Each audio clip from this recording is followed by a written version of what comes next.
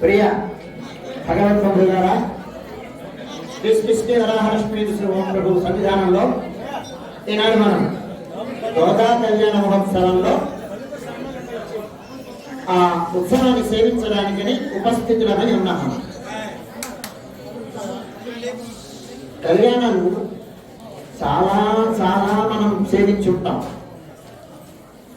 గోదా కళ్యాణం చాలా విశిష్టమైన కళ్యాణం, విలక్షణమైన కళ్యాణం. గత 30 రోజులుగా ధనుర్మాస వ్రతాన్ని పూర్తి చేసుకొని గోదా కళ్యాణం ఇవాళ జరిపించుకుంటున్నాం. ఇవాళ రోజు ఏంటి? ఇవాళ రోజు ఇవాళ పండుగకి ఏమని పిలుస్తున్నాం? ఇవాళ పండుగని భోగి పండుగ అంటున్నాం.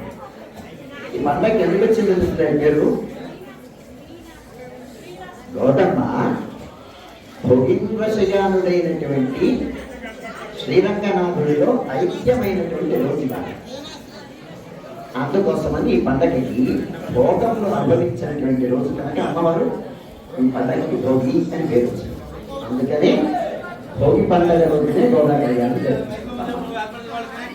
ఏమంటే ఈ కళ్యాణాన్ని మనం జరిపించుకోబోతున్నాం. ఎందులో ఇంత గొప్ప వైభవము వైలక్షణ్యము ఈ కళ్యాణానికి ఏర్పడిందంటే, చేయుతనిచ్చి ఆయన హృదయంలో ఉంచుకొని మనని ఆకోనేటువంటి స్వామి మనకి నారాయణుడు లేదా మన ప్రభు కృష్ణుడు. అందువలన శ్రీరంగంలో అయితే ఇంకొకటి ఏంటంటే విశేషం, సాధారణంగా దేవతలు మనుష్యులు స్త్రీలు పురుషులు రూపంలో ఉండేటువంటి అర్చామూర్తితో బంధం. ఇది విశేషం అన్నమాట.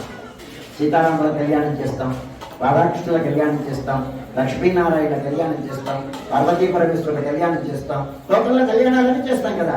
కానీ ఈ కళ్యాణానికి విశేషం ఏంటి? ఇలా అయిపోయిన తర్వాత మనతో కలిసినటువంటి గౌతమ్మ ఇవాళ స్వామిని చేరిందంటే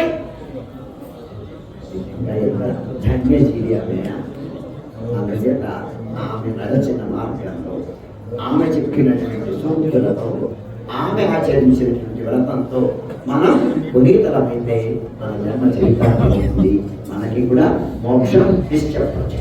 అందుచేత మీరందరూ కూడా నేను చేతులెత్తి నమోవాకాలు సమర్పిస్తూ ఎప్పుడైనా సరే ఒక ఆధ్యాత్మికమైన వాతావరణాన్ని మనం కల్పించుకోవాలి. ఒక ప్రశాంతమైనటువంటి అనుభూతిని మనం పొందాలంటే ఈ వాతావరణం అనుభవించాలి.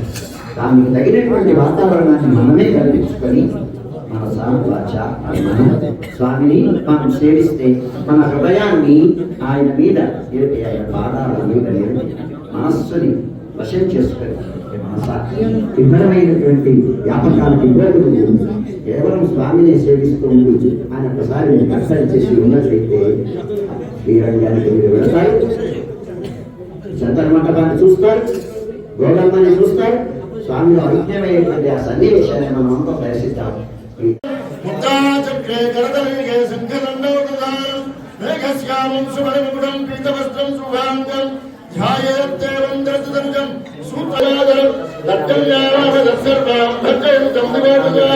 వందే వైకుంఠ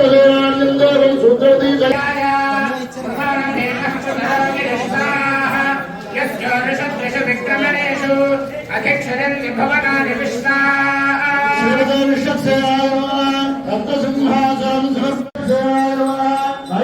సమర్పయామి భార్యం సమర్పయామి హస్త ప్రక్షాళయామి పాదో ప్రక్షాళయామి క్షేత్రాయ విష్ణుర్మనుషేత సస్యంత భృగాదో అస్య కీరయోజనాదః విషత్సేన సుప్రీత సుప్రభో భూత్వ ఉత్తరాజనమన్యవిఘ్నస్తు విషత్సేన సుప్రీత సుప్రభో వరదో భవతు విషత్సేన ప్రసాదం యజమానః శిరసాం కృణీయాతు యజ్ఞేన యజ్ఞమయదంత దేవాస్తాన్. విశ్వక్సేనుడు సకల దేవత నిర్వాహకుడు అయిన సేనాధ్యక్షుడు.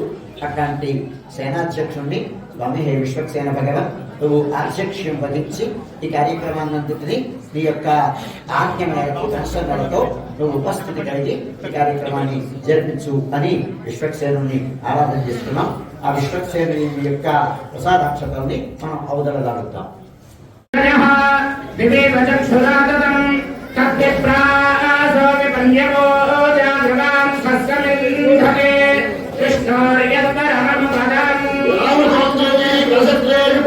మనకి భగవంతుని యొక్క సాక్షాత్కారం కావాలి. అది లభించిన నాడు ఇవాళ అదృష్టం చేసుకున్నాను, మంచి దర్శనం అయింది అని ఆనందిస్తాను. అలాంటి దర్శనం కావాలంటే ఏం చేయాలి అంటే, మామూలుగా అయితే బాహిరమైనటువంటి శౌచం ఆలయానికి వస్తే స్నానం చేస్తాం, పడి కట్టుకుంటాం, లేదా ఏదో వస్తాం. కానీ అది మాత్రం కాదు కావాల్సింది, ఆంతరమైన శౌచం కావాలి. ఆంతరమైన శౌచం ఎప్పుడు ఏర్పడుతుంటే ధ్యానం వల్ల ఏర్పడుతుంది. అందుచేత రెండు చేతులు జోడించి కళ్ళు మూసుకొని ఒక రకమైనటువంటి స్థితిలో ధ్యానం చేస్తూ పరమాత్మ యొక్క కళరూపుని ఒక్కసారి తలచుకుంటూ కానీ మనం కూర్చున్నామంటే ఆయన యొక్క సాక్షాత్కారం లభిస్తుంది. అప్పుడు ఆంతరమైన శౌచం ఏర్పడి మంచి నిర్మలమైన మనస్సు ఇమం శివపానీయం సుమనసః సౌమనస్య వస్తు అని చదివేర్పడాలి. ఈ పుణ్యాహ జలం, మంత్రపూతమైనటువంటి జలం మనం అందరి ప్రోక్షణ చేసినందువలన శోచమేస్తుంది. అంతేకాదు మంత్ర ఉచ్చారణం జరిగింది కదా, ఈ శబ్ద తరంగాలు ఈ ప్రాంగణమంతా వ్యాపించినందువలన ఇది పవిత్రత ఏర్పడుతుంది. వీటితో పాటు బాహిరమైనటువంటి పావిత్ర్యమే కాకుండా ఆంతరమైనటువంటి పవిత్రత ఏర్పడాలంటే మనమందరం ఏం చేయాలి? ఒక్కసారి చేతులు జోడించి కళ్ళు మూసుకొని స్వామి కలరు కొలుస్తుంది ఒకసారి భావం చేస్తూ ధ్యానం చేద్దాం. స్వామికి రక్షించడం అంటే జగద్రక్షణం చేసేటువంటి బాధ్యత నీది కదా స్వామి, అంచేత మమ్మల్ని రక్షించడానికి నువ్వు కంకణం కట్టుకోవాలి అని మనకి దూడి దూపై ఉంటే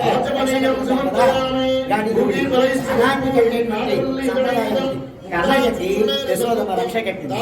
అట్లాంటి సంప్రదాయంలో స్వామి మనకి చాలా ఆత్మీయుడైన వాడు కనుక, మనకు అంతరంగంలో నివసించి ఉండేటువంటి వాడు కనుక స్వామిని చిన్నపిల్లాడుగా, ఒక మైత్రి స్నేహితుడుగా, ఒక సఖుడుగా, లేదా ఒక తండ్రిగా ఇలాగ భావిస్తాం. అలా ఉండేటువంటి స్వామికి కీడు కలగకూడదు. ఇంతమంది ఉన్నారు కదా, నరుడి కంట నల్లరాయి కూడా పగులుతుందని, అంచేత మా స్వామి యొక్క అందం చూసి వీళ్ళందరూ చూసేసరికి ఆయనకి ఏమైనా ఇబ్బంది కలుగుతుందేమో అని ఆయనకి రక్ష పెడుతున్నారు. మనం సేవిద్దాం.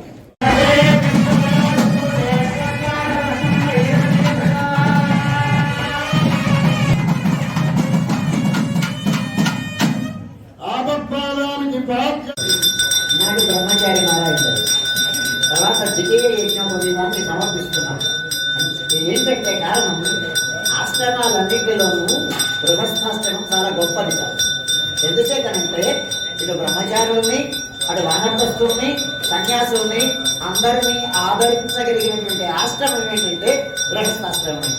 అందరినీ పూజించగలిగినటువంటి ఆదరించగలిగినటువంటి ఆశ్రమం గృహస్థాశ్రమం కనుక స్వామి నువ్వు అమలు చేపట్టి మొత్తం నువ్వు జగత్కుటుంబి అవ్వాలి. ఆయన జగత్కుటుంబి, జగమంతా ఆయన పిల్లలు కదండి, జగమంతా కుటుంబం ఆయనది.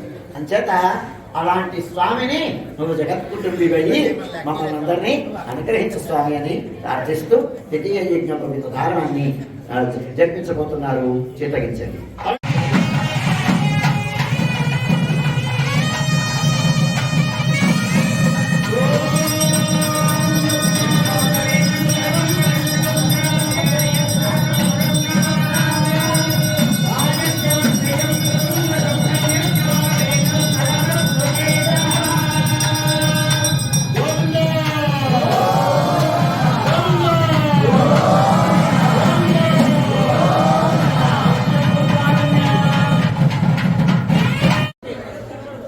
నేను వివాహం చేసుకోవడానికి ఆయన సంబంధాలు వెతుకుతూ ఉంటే మీరు వెతకండి, నేనే వెతుక్కుంటానండి.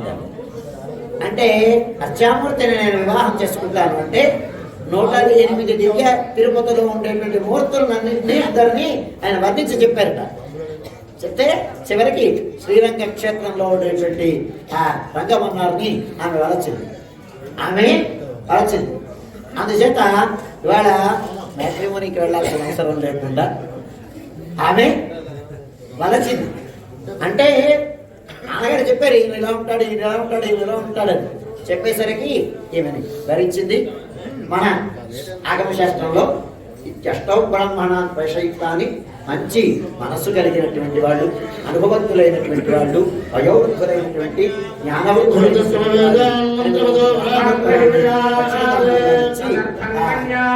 తగినటువంటి వరుడు లేదా వరుడికి తగినటువంటి కన్యని వెతుక్కరమంటారు. వరుడిని కాదు వెతుక్కోవాల్సింది.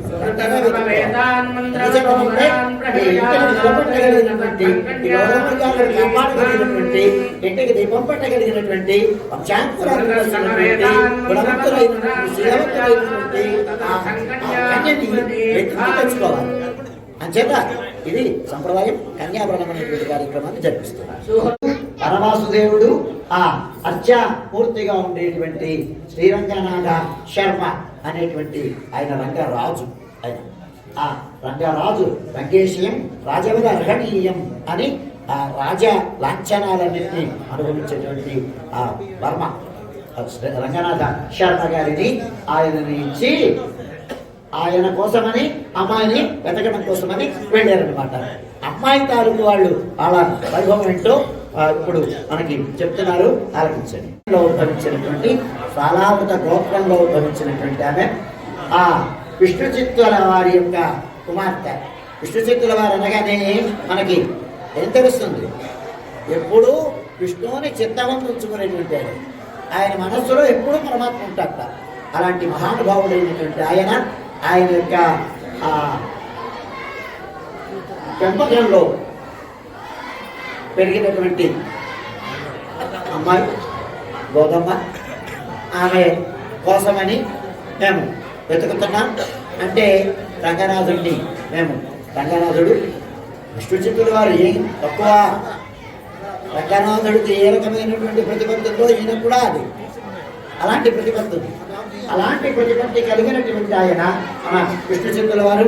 ఎందుచేతంటే సాక్షాత్తు పరమాత్మ చేత మామగారు అనిపించుకోగలిగినటువంటి అంత గొప్ప వైభవం కలిగినటువంటి ఆయన ఆ గరుడ అంశ.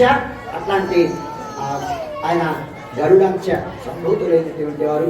గరుడాంశ అనగానే వేదాత్మ విహగేశ్వర అని వేదం చెప్తోంది. వేదానికి ఆత్మ గరుత్మంతుడు. ఎందుచేత వేద ప్రతిపాద్యుడు పరమాత్మ. అట్లాంటి వేద ప్రతిపాద్యుడైనటువంటి వాడు ఇక్కడ ఉన్నాడు అని చెప్పేటువంటిది గరుడ ధ్వజం. అందుచేత ఆ గరుత్మంతుడు వేద ప్రతిపాద్యుడు అయినటువంటి ఆయనని చూపించేటువంటి వాడు కనుక ఆయన అంశగా ఉద్భవించినటువంటి వారు విష్ణుచిత్తుల వారు. ఆ విష్ణుచిత్తుల వారి యొక్క ఆ గారాబు పట్టి మన గోదమ్మ ఆ గోధుమకి ఇప్పించి కన్యానాథుడితో వివాహం చేయడానికి మనం అంగీకృతం అవుతున్నాం అని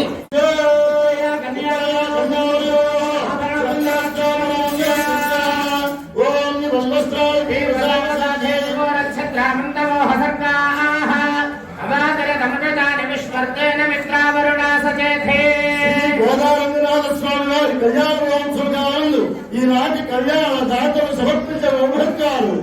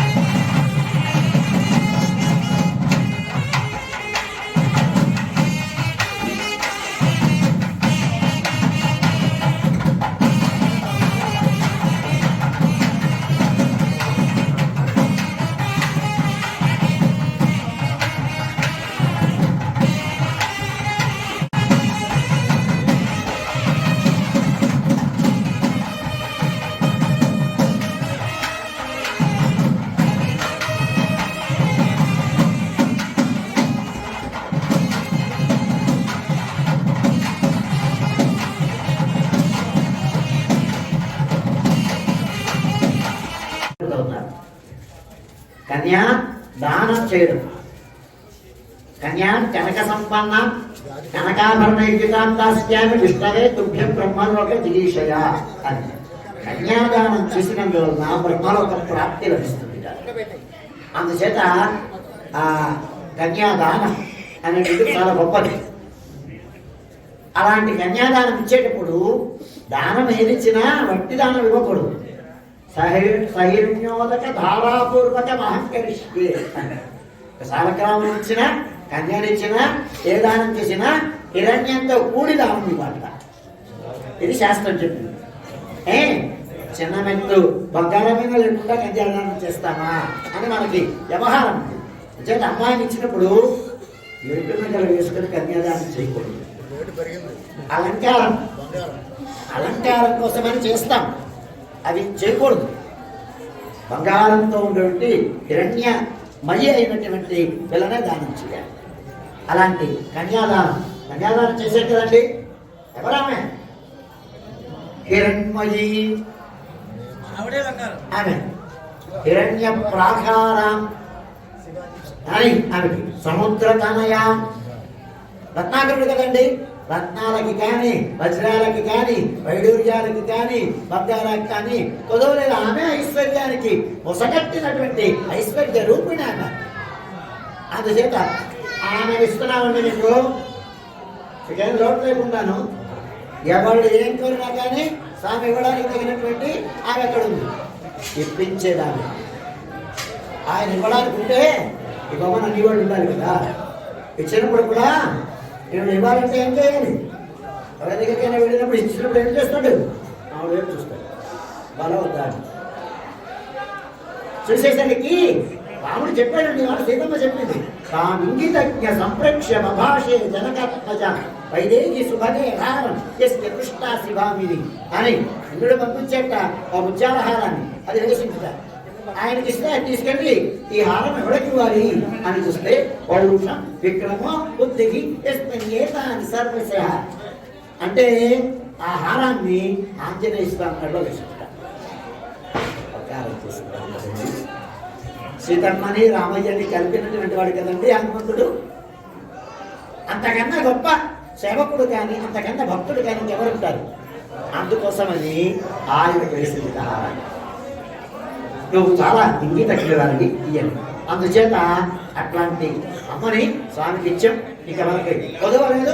హాయిగా మనం ఏమైనా అడగచ్చు. ఆయన మనకి ఇస్తాడు. అర్థితార్థ కొద్దుడు కనుక ఆయనకైతే మనకైతే 2 చేతులు. 2 చేతులు బట్టి దోషులు పెడతాం. ఆయనకి 4 చేతులు ఉన్నాయి. ఎందుకు భగవంతుడికి 4 చేతులు అంటే కరుణా వర్షం కృపా వర్షం కురిపించడం కోసమని 4 చేతులు ఉంటాయి. అడిగిన వాడికి ఎంతైనా ఇవ్వడం కోసమని 4 చేతులు పెట్టుకున్నట్టు ఆయన పెట్టుకొని 4 చేతులు కాదండి 10 చేతులు అన్నటువంటి వాడు ఉన్నాడు. 16 చేతులు కలిగినటువంటి షోడశ భుజ నృసింహమూర్తి మనకి ఆలయంలో ఉన్నాడు.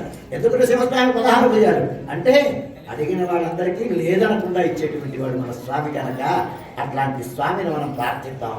అంచేత 4 చేతులు కలిగినటువంటి వాడు కనుక చతుర్విధ పురుషార్థాలని ఇచ్చేటువంటి వాడు. చతుర్విధ పురుషార్థ ప్రదుడు పరమాత్మ కనుక ఆయనకి 4 చేతులు ఉన్నాయి, చతుర్భుజుడుగా ఉన్నట్ల.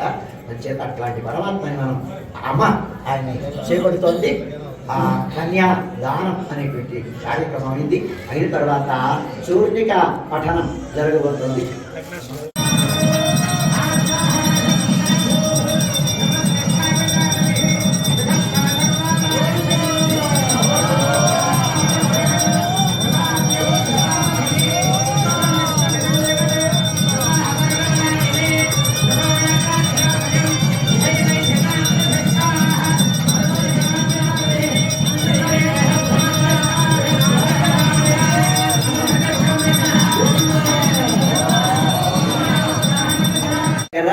బెల్లం ఈ 2 కలిపిన పదార్థాన్ని ఆ బ్రహ్మరంధ్రం దగ్గర ఉంచుతాను. ఇది మనకి ముహూర్తం అని అంటే జీలకర్ర బెల్లం విడివిడిగా ఉన్నప్పుడు ఎలాగున్నాయో మనకు తెలుసు, కలిసిపోతే ఎలాగుంటుందో తెలుసు. అలాగే ఈ దాంపత్యం ఉండాలి. స్వామి పువ్వుని చావి ఎలాగైతే విడవకుండా ఉంటుందో, సూర్యుడిని ప్రభ ఎలాగైతే విడవకుండా ఉంటుందో అలాగా ఈ దివ్య దంపతులు మనకి ఉండి వారి యొక్క అనుగ్రహం మన మీద ప్రసరింపచేసి మనం సుఖంగా ఉండాలి అని మనం అపేక్షిస్తూ వారి కళ్యాణాన్ని జరిపించుకున్నాం. మాంగళ్య దేవత ఆవాహనం ఆరాధన జరుగుతుంది. చిత్తగించేది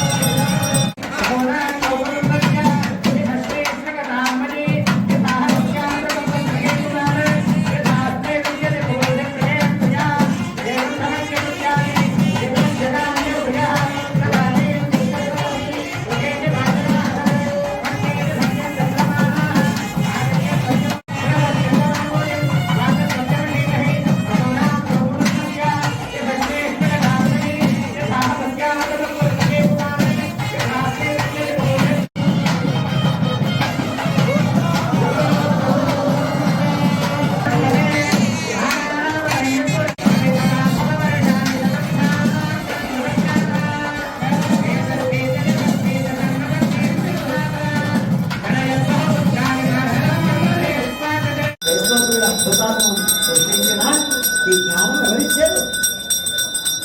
ఒక అతీతమైన శక్తి మనకి ఇచ్చేది కదా, అది మనం విశ్వసించాలి కదా. మనకి ఈ ఫ్లాష్ కలిగించేటువంటిది ఒక